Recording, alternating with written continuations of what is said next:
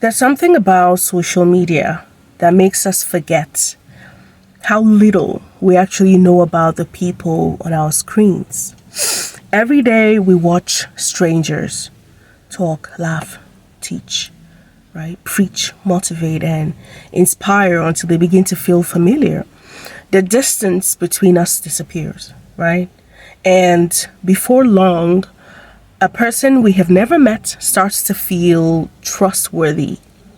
That's the world we live in now. There's very little we can do about it.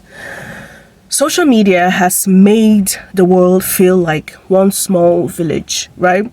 And while that has created opportunities, it has also created dangers that many young people are still, learning to recognize.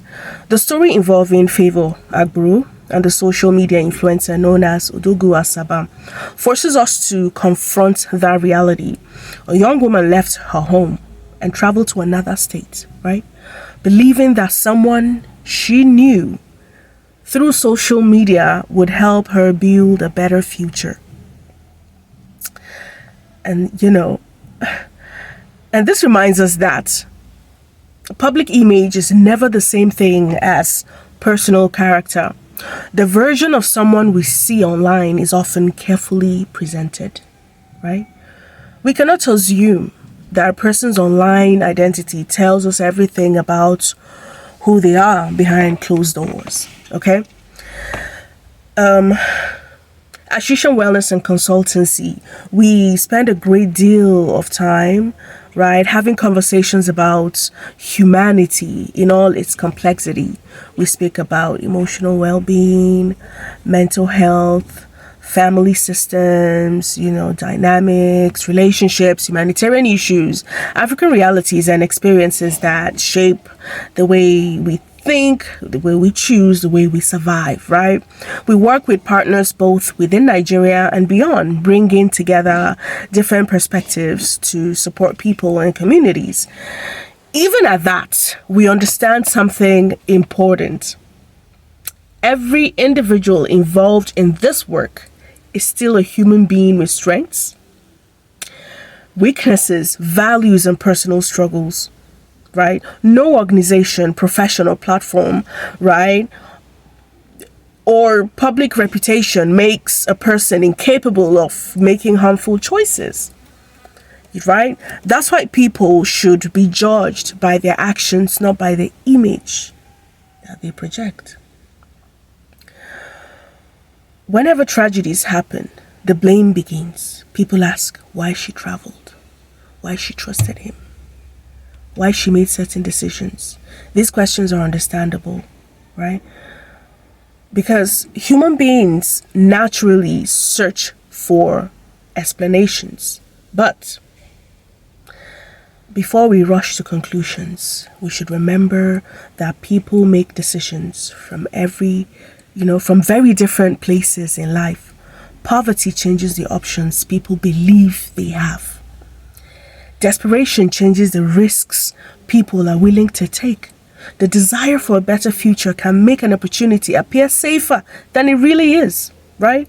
Understanding that reality does not remove the need for caution, right? It does not excuse dangerous decisions, right? Now, compassion and accountability can exist together. Young people should not feel that their only chance at survival is to place complete trust in strangers. Homes should be a place where children can ask questions without fear, discuss opportunities openly, seek guidance, right? And admit when they're uncertain. Parents, right, should help children make their decisions, right? Build relationships that make those children less likely to carry life decisions alone. Okay? Children should grow up knowing that their worth is not measured by how quickly they can escape poverty or become successful. They should know that they are valued long before they achieve anything. Did you just hear what I said?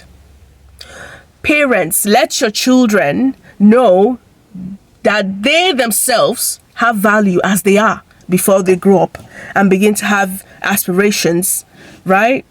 Their self-esteem, children should know that their self-esteem is not tied to things. If there's anything to learn from stories like these, it is that hope should always travel with wisdom. If you must be hopeful, attach it to wisdom. Verify before you trust, especially if you're a young person starting off life, even more a female young person. Ask questions before you commit to anything. Involve people whom you know care about you before making life-changing decisions, right? The internet has made access easier, but it has not made people safer.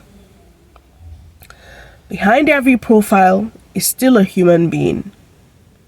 And human beings are capable of both extraordinary kindness and terrible harm. The sooner we teach that truth to the next generation, the safer we will all be.